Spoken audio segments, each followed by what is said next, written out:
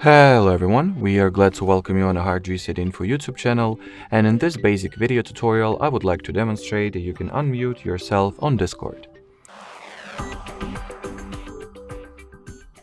So first thing that you might want to check is whether your microphone volume is not at 0, which you can do by going into your profile settings, then enter the voice category, and in here let's say your volume would be at the pretty much 0 value, which means that you will be forever muted no matter what. So make sure to increase those volume to the value that you would like it to have.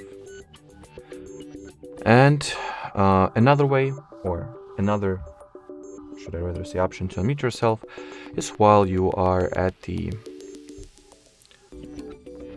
voice call or inside the voice channel, make sure that your microphone is enabled. So if it is like that, as you can see, it is at the white background and the mic icon is crossed with the red diagonal line, that means that you are currently muted. And in order to unmute yourself, just tap at the mic icon like that, and as you can see by this little green outline, now I can talk and people can respectively hear me if, well, my microphone is not broken, of course, like physically in terms of hardware. Alrighty, so that would be it for this video. Thanks for watching and bye bye.